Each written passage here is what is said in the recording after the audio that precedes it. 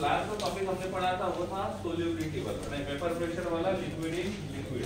Solute कैसा था, volatile non volatile, और सॉल्वेंट कैसा था। पहली कंडीशन बताया था इट शुड बी बाइनरी, और सेकंड कंडीशन बताया था सोल्यूट और सॉल्वेंट दोनों कैसे होने चाहिए, वोलेटाइल होने चाहिए। और जब दोनों के दोनों वोलेटाइल रहेंगे तो तीन केस बने थे, एक में टोटल प्रेशर बढ़ गया था, दूसरे में टोटल प्रेशर कम हो गया था, तीसरे में एक इक्वेशन बना था PT = PA degree × XA + PB degree × XA, सब कुछ हो गया था, क्लियर हो गया। अब फिर से वापस आते हैं हम लोग सॉल्यूशन की तरफ। हमने सॉल्यूशन का मतलब देखा था कि सॉल्यूशन क्या होता है। सॉल्यूशन क्या होता है, solution is a homogeneous mixture of solute and solvent. तो सॉल्यूट और सॉल्वेंट इन दोनों का जो होमोजेनियस मिक्सचर होता है, that homogeneous mixture is called as solution. हमने सॉल्यूशन के बहुत सारे क्लासिफिकेशन देखे थे, कंसंट्रेशन के हिसाब से, सॉल्यूट पार्टिकल के साइज के हिसाब से, फिजिकल स्टेट के हिसाब से, बहुत अलग-अलग तरीके से। यहाँ पे हमको दो और अलग-अलग टाइप देखने हैं। उनमें से पहला जो सॉल्यूशन होता है उसको कहते हैं हम लोग आइडियल सॉल्यूशन, और दूसरे को हम लोग कहते हैं नॉन आइडियल सॉल्यूशन। कौन सा आइडियल सॉल्यूशन और नॉन आइडियल। उससे पहले मैं यहाँ पे लिख लेता हूँ, ए का मतलब क्या होता है हमारे लिए सोल्यूट, और बी का मतलब क्या होता है, सॉरी ए का मतलब क्या था सॉल्वेंट, और बी का मतलब क्या होता है सॉल्यूट। तो बाकी बातें ऐसे ही है, PA degree, PB degree, XA और XQ और SAP है, ठीक है। अब 1 2 XY कुछ भी ले सकते हो, ऐसा नहीं कि A और B ही लेना है, तो 2 में 1 और 2 लिया होगा। अब आइडियल सॉल्यूशन और नॉन आइडियल सॉल्यूशन क्या हो सकता है, कोई बता सकता है। आइडियल सॉल्यूशन मतलब क्या, कोई स्पेसिफिक प्रॉपर्टी फॉलो करता है, सॉल्यूशंस के सारे प्रॉपर्टीज फॉलो करता है, उसको बोलेंगे आइडियल। और जो नहीं करेगा उसको तो बोल सकते हैं हम लोग कि इस हिसाब से आइडियल नॉन आइडियल रहेगा, ठीक है। अब देखो यहाँ पे हमारे पास ए इनके बीच में फोर्स ऑफ अट्रैक्शन है, जिसको हम बोलेंगे force of attraction between solid particle solid particle. अब यहाँ पे हमारे पास दूसरा रहेगा, कौन रहेगा, बी और B, force of attraction between solute and solute particle.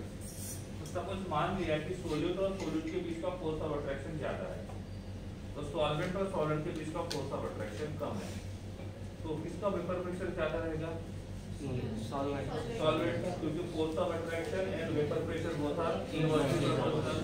जितना वेपर प्रेशर कम होगा, मतलब जितना फोर्स ऑफ अट्रैक्शन ज्यादा होगा, उतना ही वेपर प्रेशर कम होगा। समझ में आ रहा है। अब मैंने बोला ये बॉन्ड तोड़ने के लिए 3 जूल एनर्जी चाहिए, और ये बॉन्ड तोड़ने के लिए 4 जूल एनर्जी चाहिए, तो किसका बॉन्ड ज्यादा स्ट्रॉन्ग है, सोल्यूट या सॉल्वेंट। तो सोल्यूट के बीच में इंटरमोलिकुलर फोर्स ऑफ अट्रैक्शन ज्यादा होना चाहिए, तो सोल्यूट का वेपर प्रेशर कम होगा और सॉलिड का वेपर प्रेशर। अब कंडीशन को चेंज कर दिया मैंने यहाँ पे लिख दिया 4 जूल। तो अब क्या होगा, सोल्यूट का वेपर प्रेशर और सॉल्वेंट का वेपर प्रेशर दोनों का कैसा रहेगा, सेम। रीजन क्या होगा, क्योंकि सोल्यूट और सोल्यूट के बीच का इंटरमोलिकुलर फोर्स ऑफ अट्रैक्शन और सॉल्वेंट और सॉल्वेंट के बीच का intermolecular force of attraction both are equal. अगर दोनों इक्वल रहेंगे तो दोनों का intermolecular force of attraction same होगा, और दोनों का intermolecular force of attraction same होगा, इसका मतलब दोनों का वेपर प्रेशर कैसा होना चाहिए, सेम होना चाहिए। दोनों का वेपर प्रेशर क्या होना चाहिए, सेम होना चाहिए। समझ में आ रहा है, ओके। अब हमने इन दोनों को मिक्स किया तो क्या बनेगा, सॉल्यूशन बनेगा। तो क्या होगा, ए के बीच में कौन आएगा, बी के बीच में कौन आएगा, ए के बीच में कौन आएगा, बी। समझ में आ रहा है। हाँ, तो पहले ए और ए के बीच का एंथैल्पी कितना था, और बी और बी के बीच में, तो ए और बी के बीच में कितना रहेगा, 4 ही रहेगा, उतना ही रहेगा, चेंज होगा। अरे पहले ए और ए के बीच का जितना इंटरेक्शन था उतना इंटरेक्शन किसके बीच में है, ए और बी के, बी और बी के बीच में। तो जब उन दोनों को मिक्स करेंगे तो ए और बी के बीच का इंटरेक्शन और इन दोनों के बीच का इंटरेक्शन सेम रहेगा, डिफरेंट। और इफ ऐसा होता है तो पार्टिकल पास आएंगे, दूर जाएंगे। अरे पार्टिकल पास आएंगे, दूर जाएंगे, या उतने डिस्टेंस पे रहेंगे, उतने डिस्टेंस पे रहेंगे।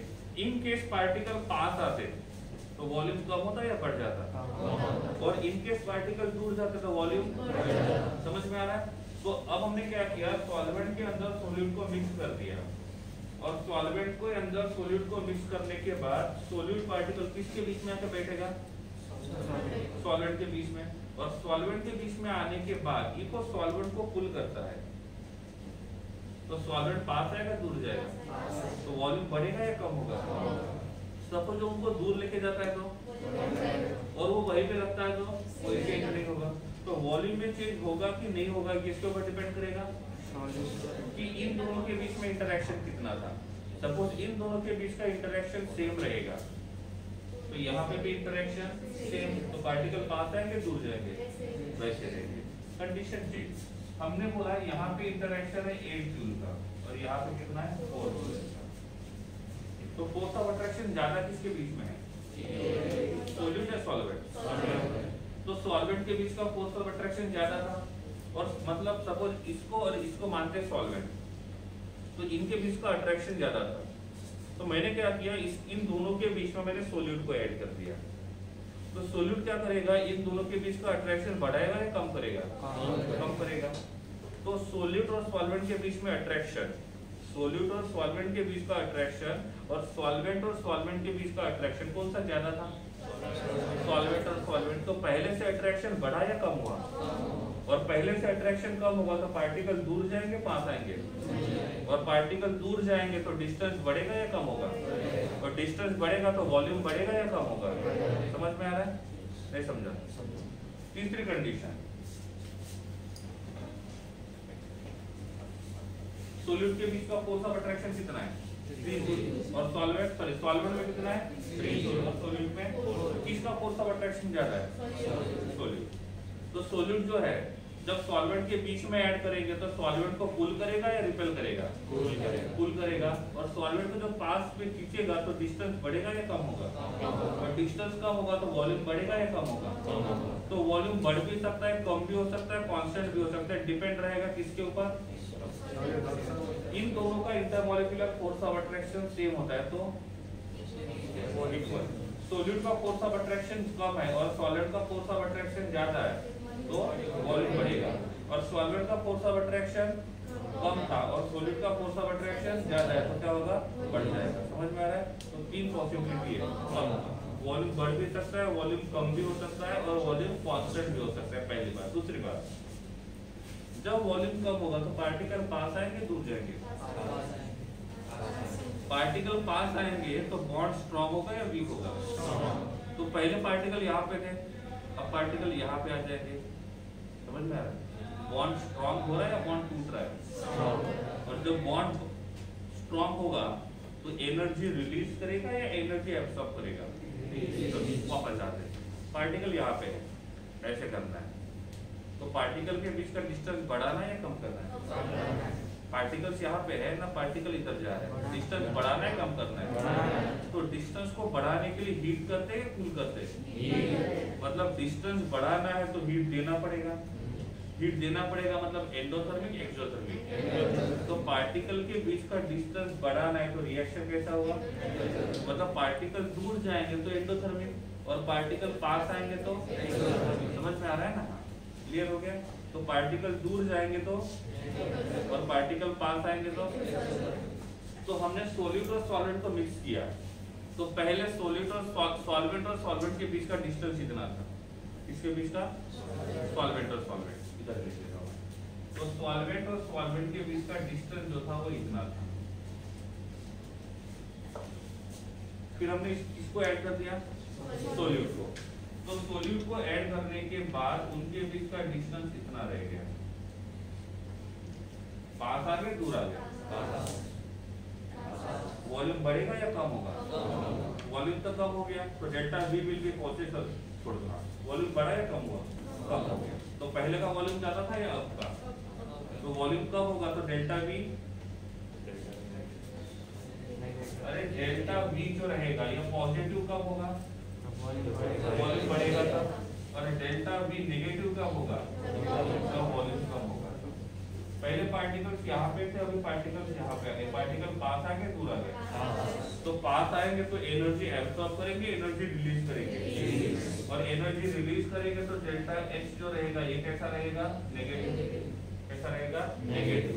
मतलब पार्टिकल पहले से ज्यादा पास में आते हैं, इसका मतलब वो एनर्जी को एब्सॉर्ब करेंगे, एनर्जी को रिलीज करेंगे, और एनर्जी को रिलीज करेंगे तो कौन सा रिएक्शन बोलेंगे? एक्सोथर्मिक। Exothermic condition. नेक्स्ट, ये सॉल्वेंट और ये सोल्यूट। पहले डिस्टेंस इतना था, अब डिस्टेंस इतना हो गया। डिस्टेंस बढ़ा या कम हो गया? डिस्टेंस बढ़ेगा तो डेल्टा वी का वैल्यू क्या आएगा? पॉजिटिव या नेगेटिव? पॉजिटिव। और डेल्टा एच का वैल्यू नेगेटिव रहेगा, पॉजिटिव। जब पार्टिकल पास आते हैं तो वो एक्सोथर्मिक रिएक्शन होता है, पार्टिकल दूर जाते हैं तो वो एंडोथर्मिक रिएक्शन होता है। तो डेल्टा एच क्या रहेगा? पॉजिटिव। क्या रहेगा? पॉजिटिव। नहीं समझा? ओके। अब यहाँ पे हमारे पास जो सोल्यूट था, और फिर हम यहाँ पे किसको ऐड करेंगे? सॉल्वेंट।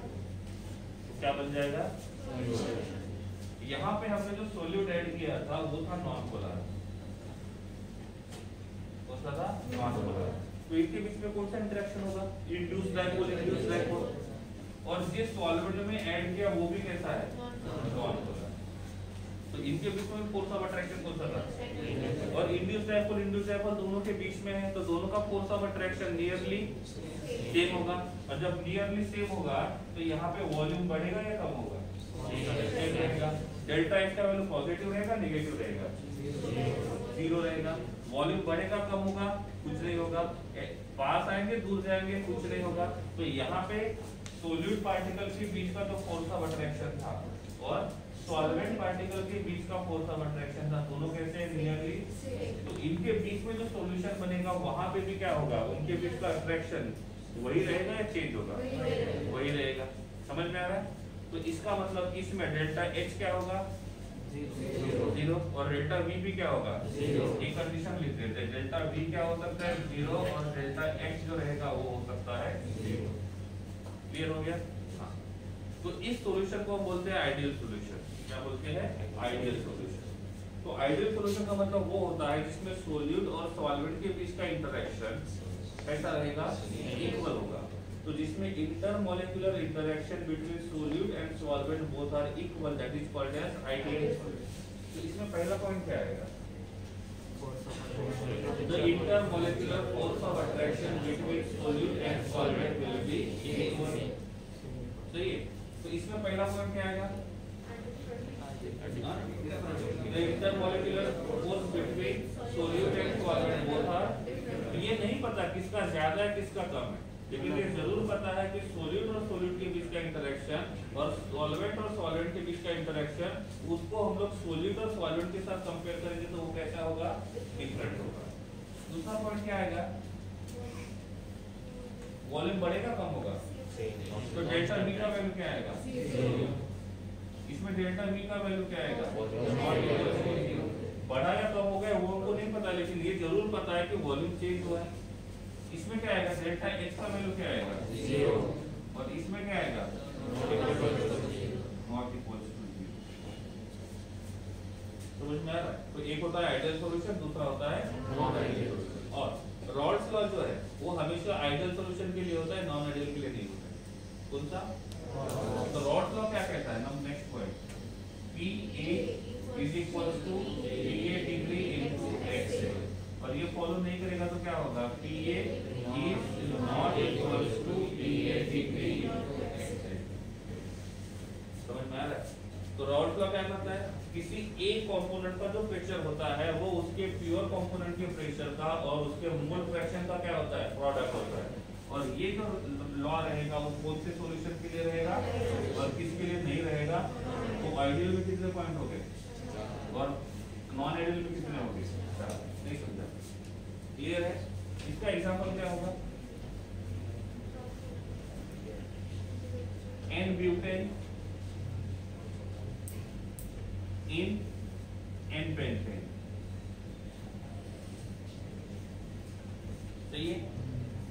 वो भी नॉन पोलर है, दूसरा भी नॉन पोलर है, ठीक है?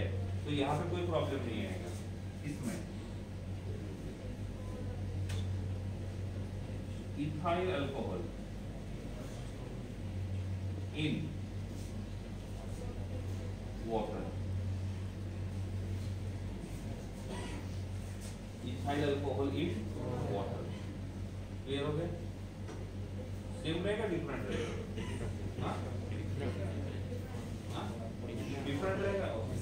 इथाइल अल्कोहल इन लेते हैं हम लोग ब्यूटेन, क्या लेते हैं? ब्यूटेन। सेम रहेगा डिफरेंट रहेगा?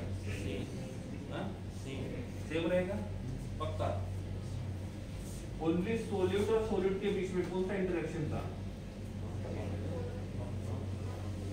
इथेनॉल है, एल्कोहल है, तो क्या रहेगा?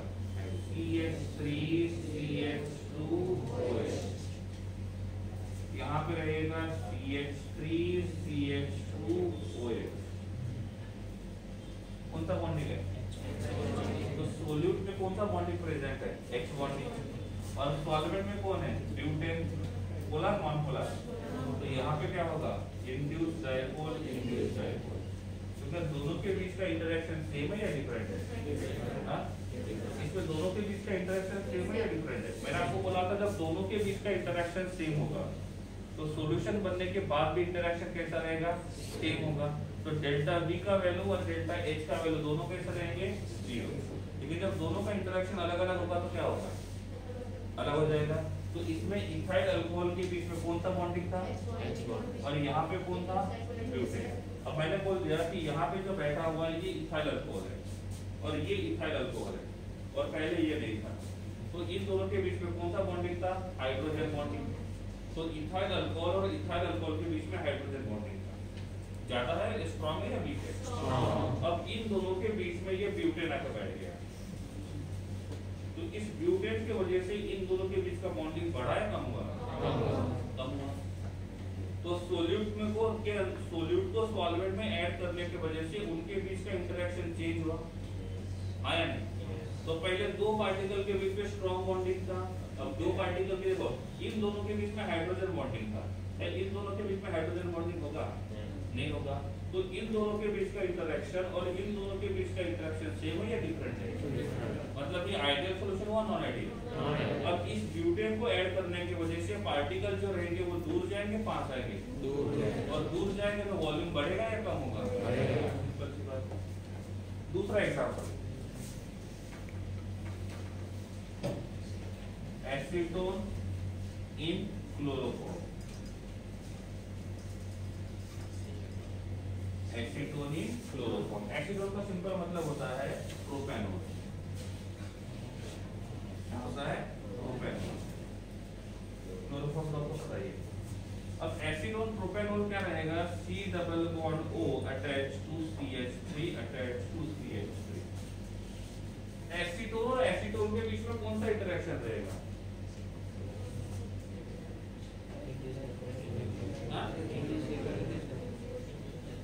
Sorry, dipole. डायपोल क्यों? क्योंकि कार्बन ऑक्सीजन में से ऑक्सीजन का इलेक्ट्रोनेगेटिविटी ज्यादा है और कार्बन का इलेक्ट्रोनेगेटिविटी कम है, तो ये रहेगा माइनस और ये रहेगा प्लस।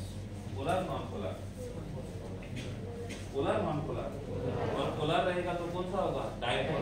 तो दूसरा भी क्या होगा? डायपोल। तो इनके बीच में इंटरेक्शन कौन सा रहेगा? डायपोल रहेगा। हो गया? इसमें कौन है? H attached to C attached to Cl attached to Cl attached to Cl। कैसा है?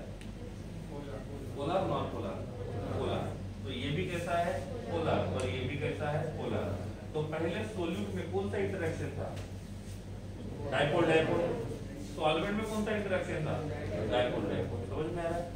अब मिक्स करने के बाद भी उनके बीच में डायपोल डायपोल ही होगा, तो आइडियल नॉन आइडियल? और बाद में उनका फोर्स ऑफ अट्रैक्शन चेंज हो जाएगा, तो आइडियल नॉन आइडियल? समझ में आ रही मेरी बात? ओके। अब यहाँ पे हम देखेंगे तो ये कार्बन है, यहाँ पे है 1 क्लोरीन, यहाँ पे है 2 क्लोरीन, यहाँ पे रहेगा 3 क्लोरीन और यहाँ पे रहेगा हाइड्रोजन। यहाँ पे मैं एसीटोन को ड्रॉ करता हूँ। Oxygen double bond carbon attach to CH3 attach to CH3।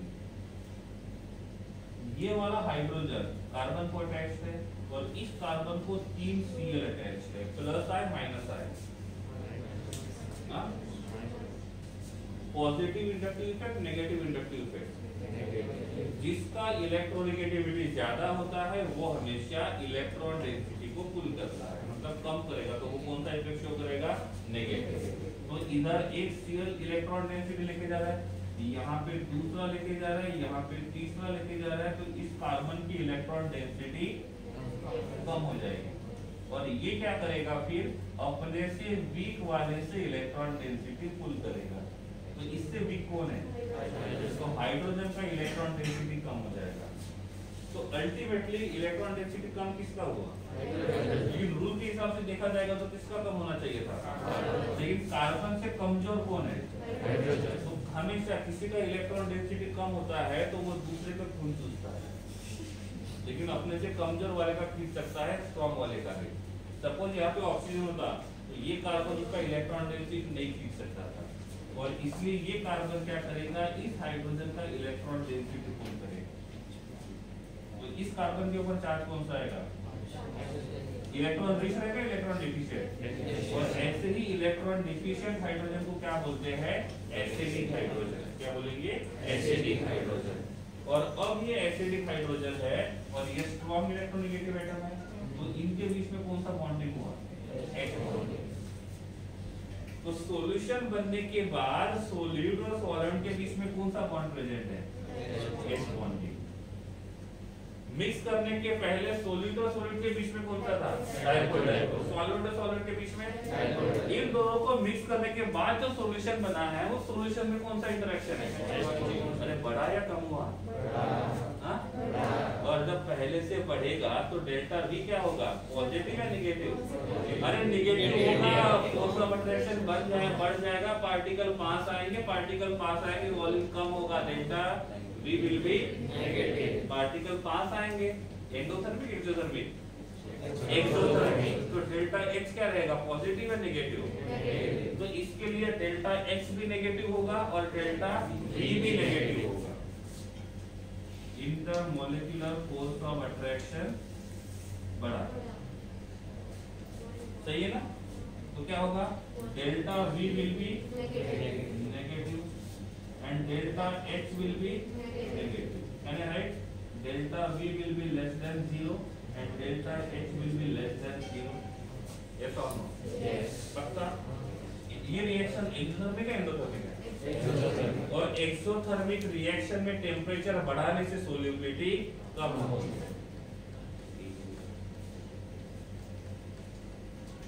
Question यहाँ पर पूछा जाता है, ये वाला, ये नहीं पूछा जाएगा।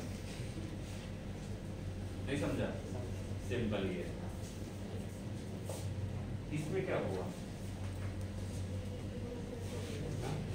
ये सोल्यूट पार्टिकल, ये सॉल्वेंट पार्टिकल, ये सॉल्वेंट पार्टिकल, इनके बीच में इंटरेक्शन कौन सा था? Induced dipole, induced dipole. जब हम इनकी बात करेंगे, दोनों के बीच में फोर्स ऑफ अट्रैक्शन कौन सा था? Hydrogen bonding. और इन दो हाइड्रोजन बॉन्डिंग के बीच में आके ये बैठ गया,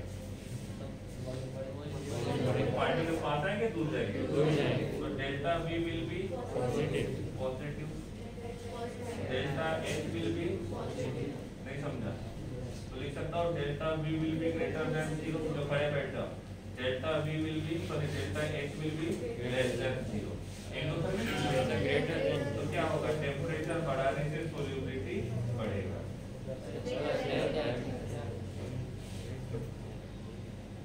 सही है? नहीं समझा? तो what is the meaning of ideal solution?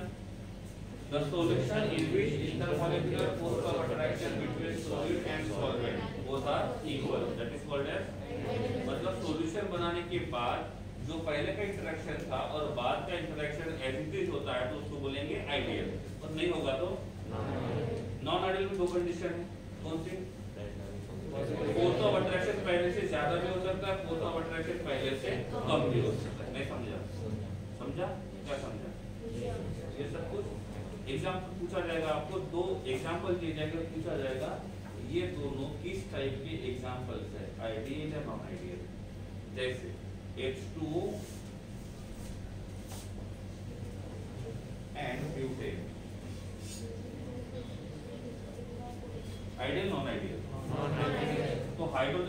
Water के बीच में जब ब्यूटेन जाके बैठेगा तो वाटर और वाटर के बीच में हाइड्रोजन बॉन्डिंग था और उनके बीच में कौन जाके बैठ गया, तो उसने क्या किया, फोर्स ऑफ अट्रैक्शन बढ़ाया कम किया।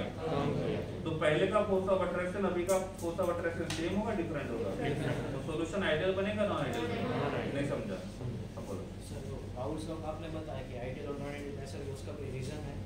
उसका रीजन ऐसा है कि ये मतलब फॉलो तभी करता है जब सॉल्यूशन ऐसा आइडियल होगा, क्योंकि जब हमने ये वाला लॉ आइडियल सॉल्यूशन के लिए अप्लाई करके देखा, नॉन आइडियल के लिए भी अप्लाई करके देखा, तो ये पता चला कि ये लॉ तभी फॉलो होगा जब सॉल्यूशन कैसा होगा, आइडियल।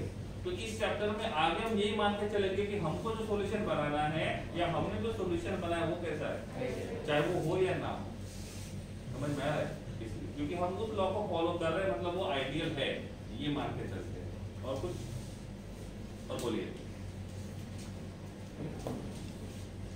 तो डिफरेंस में पहला आएगा आइडियल और नॉन आइडियल। पहला पॉइंट रहेगा इंटरमॉलिक्यूलर फोर्स ऑफ अट्रैक्शन, दूसरा रहेगा चेंज इन वॉल्यूम, तीसरा देखोगे कैसे, change in volume will be 0, तो लिख सकते हैं नो चेंज इन वॉल्यूम, और इसमें लिखेंगे change in volume is possible, bracket में लिख देना डेल्टा V इक्वल्स टू 0। इसमें क्या लिखोगे, no change in enthalpy in bracket delta H is 0, इधर लिखोगे change in enthalpy is possible, so delta H is not equal to 0। इसमें this follows the Raoult's law, bracket में लिख देना PA equals to PA degree into x है, यहाँ पे लिखोगे it doesn't follow Raoult's law, therefore PA is not equals to PA degree into, नहीं समझा, इतना लिखो पहले। चलो दो फॉर्म बना दो, हेडिंग क्या देना है वो भी बता देता हूँ, वो भी कोई पूछेगा फिर। Ideal and non ideal solution, ideal and non ideal solution लिखवा के दो या लिख लोगे, हाँ अच्छे से याद है दोनों स्टेटमेंट में, हाँ लिखो। आइडियल में फर्स्ट पॉइंट क्या लिखोगे, the interaction between the components, ideal में first point the interaction between the components, मतलब सॉल्यूट और सॉल्वेंट की बात कर रहा है।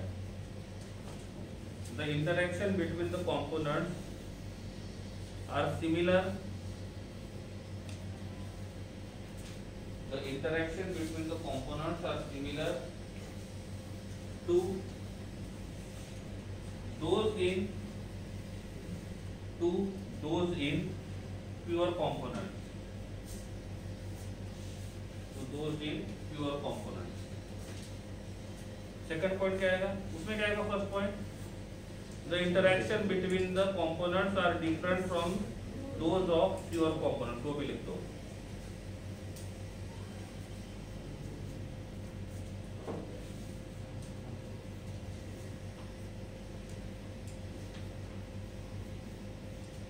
इस चैप्टर में जब भी आप किसी क्वेश्चन का आंसर लिखते हो तो ए और बी जब भी यूज करोगे तो नीचे मेंशन करना है ए किसके लिए और बी किसके लिए, अदरवाइज आपका आंसर गलत कंसीडर किया जाएगा।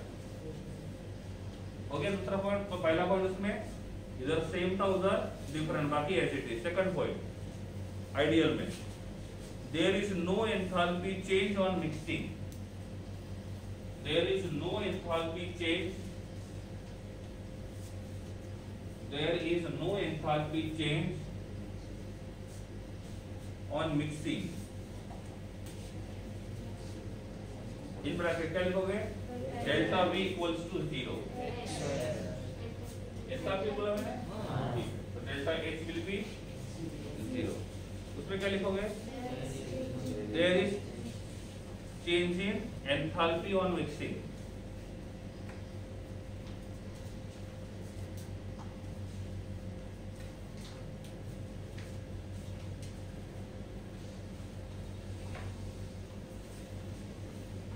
ठीक है। उधर क्या आएगा, हो गया। हाँ, third point, there is no change in volume on mixing, there is no change in volume on mixing,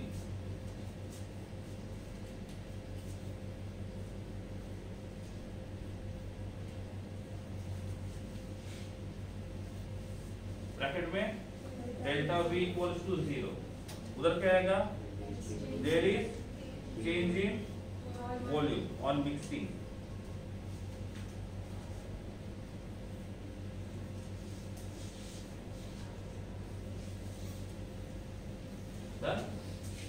last point क्या आएगा, इट फॉलो रॉल्स लॉ, और उसके नीचे लिख देना PA equals to PA degree into XA,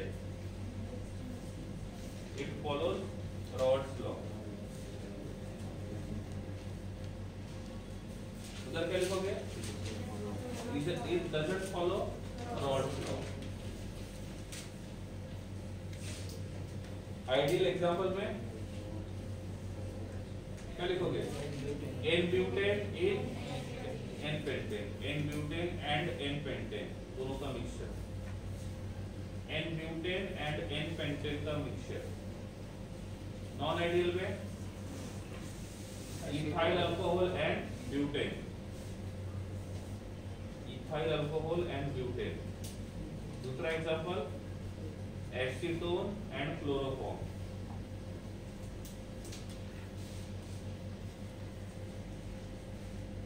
acetone and chloroform.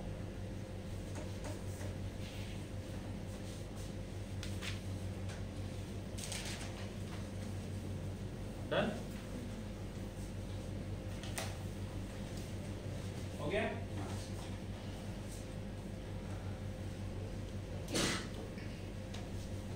इसमें solution का vapour pressure पहले की इतना ही रहेगा, बढ़ जाएगा, कांस्टेंट बढ़ा, इसमें चेंज होगा। तो हाइड्रोजन बॉन्डिंग के बीच में कौन आया, पोलर, सॉरी नॉन पोलर, तो इसकी वजह से पार्टिकल पास आ गए दूर गए, अरे पार्टिकल पास है दूर गए, दूर गए, इसलिए तो डेल्टा V क्या है, डेल्टा H क्या है, और टेम्परेचर बढ़ाने से सोल्यूबिलिटी बढ़ेगा या कम होगा। एक बात और, पार्टिकल दूर चले गए, पार्टिकल दूर चले गए, फोर्स ऑफ अट्रैक्शन बढ़ा या कम हुआ, फोर्स ऑफ अट्रैक्शन कम होगा तो रैंडमनेस बढ़ेगा, रैंडमनेस बढ़ेगा तो प्रेशर बढ़ेगा। तो जितना हमने सोचा था सॉल्यूशन का वेपर प्रेशर उससे ज्यादा होगा या कम होगा, समझ में आ रहा है। तो जितना हम सोच रहे हैं उससे ज्यादा या कम है, प्लस में है माइनस में है, इसको कहते हैं पॉजिटिव डेविएशन। मतलब जितना हमने सोचा था उतना ही है, उससे ज्यादा है, जो सोचा था उसी रास्ते पे जा रहा है उससे अलग जा रहा है, मतलब डेविएट हो रहा है। क्या हो रहा है, डेविएट। लेकिन ये डेविएशन कैसे है, पॉजिटिव है नेगेटिव, तो हमने सोचा था उससे रिजल्ट ज्यादा मिला है, सोचा था 30 मार्क मिलने चाहिए 35 मिल गया है, पॉजिटिव। चीज सोचा था 20 ही मिले, सोचा तो नहीं कि ऐसा होना चाहिए, सोचे कि मिले कि होना चाहिए। पहले इसके बीच में कौन सा अट्रैक्शन था, डाइपोल डाइपोल, तो यहाँ पे कौन सा था, डाइपोल। लेकिन दोनों को मिक्स करने के बाद उन्होंने क्या बना दिया, तो बॉन्ड पहले से ज्यादा स्ट्रांग हुआ, कम स्ट्रांग, वॉल्यूम घटा कम हुआ, तो सब याद लिखा। और पार्टिकल पास आ गए, रैंडमनेस बढ़ेगा या कम होगा, तो जितना हमने सोचा था उससे वेपर प्रेशर बढ़ेगा या कम होगा, पॉजिटिव और नेगेटिव होगा, इसको बोलते हैं हम लोग नेगेटिव डेविएशन। तो नॉन आइडियल सॉल्यूशन को फिर से दो पार्ट में क्लासिफाई किया जाता है, तो लिखो एक point, they are further classified into two parts, one is positive deviation and second is negative deviation.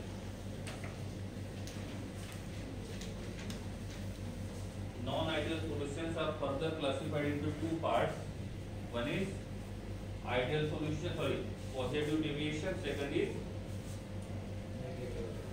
negative deviation. दो कॉलम बना दो, एक पॉजिटिव डेविएशन दूसरा नेगेटिव डेविएशन। रिपीटिंग, दो कॉलम बनाने हैं, एक पॉजिटिव डेविएशन दूसरा नेगेटिव डेविएशन।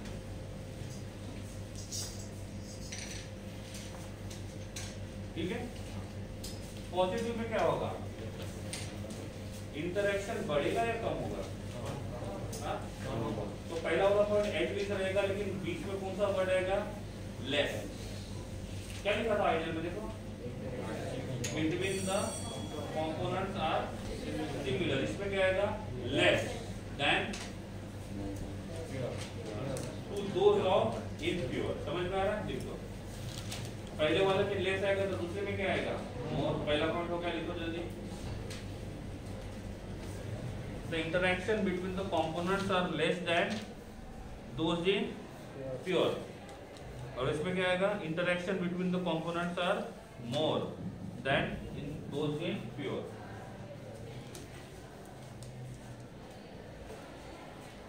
तो पॉजिटिव डेविएशन में लेस नंबर लेस इंटरेक्शन रहेगा और नेगेटिव डेविएशन में मोर इंटरेक्शन रहेगा। हो गया। पॉजिटिव में सेकंड पॉइंट क्या रहेगा,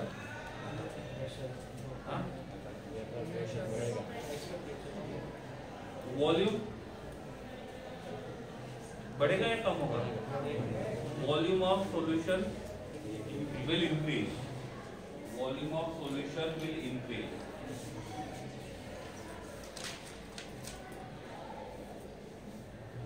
इन bracket delta V will be positive. Third point क्या आएगा, सेकंड पॉइंट आप उधर कॉपी कर लेना बाद में। थर्ड पॉइंट क्या आएगा, एंथैल्पी ऑफ एंथैल्पी चेंज बढ़ेगा या कम होगा, तो change in enthalpy will increase, change in enthalpy will increase. तो क्या आएगा, delta H will be positive. ठीक है। और क्या आएगा, on increasing temperature solubility will decrease।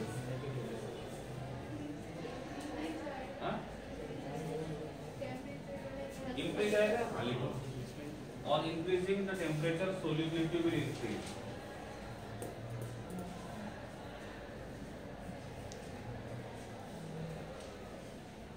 इसमें उसका उल्टा आएगा। कितने पॉइंट हो गए, नेक्स्ट पॉइंट राउल्ट्स लॉ।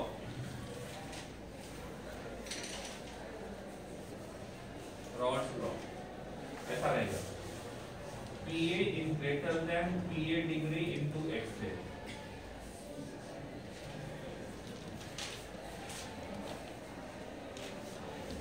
उसमें क्या आएगा, PA degree is less than, sorry, PA is less than PA degree at XA। कितने पॉइंट हो गए, 5। एग्जांपल, पॉजिटिव डेविएशन का एग्जांपल कौन सा है, इथाइल अल्कोहल इन ब्यूटेन, लिख दो। तो दूसरे का एग्जांपल कौन सा है, एसीटोन वाला। ठीक है। आइडियल नॉन आइडियल खत्म हो गया, बंद कर।